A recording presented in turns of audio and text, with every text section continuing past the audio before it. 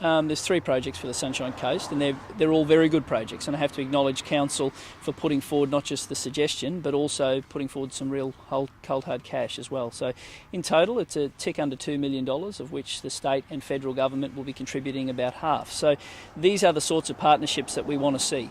We don't want to see state and federal governments telling local communities what to do. Solutions need to be found locally, but we need to be there to provide the financial horsepower to back them up.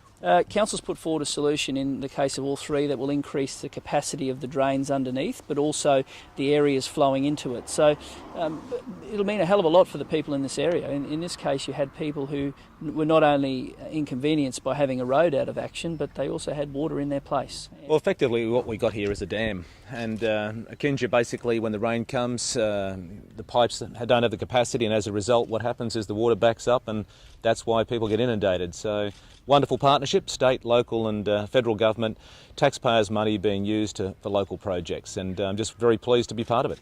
As the built-up areas have been developed over a period of time, the original stormwater drains that were put in were just never designed to cope with that amount of hard stand or that amount of development. So we have to go back and retrofit a lot of that. It's a very expensive project and it's very time consuming.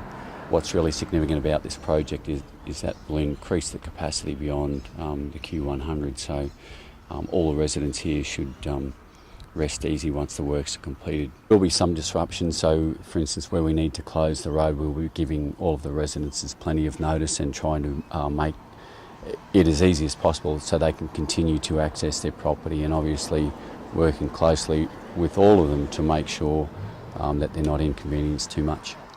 What we do now is, once this mitigation is in place, we then use it to help people to do the number one priority, and that is lower their insurance premiums. And the insurance companies can't have it both ways. They can't put up premiums because they say there is a risk and then not do anything when mitigation is in place.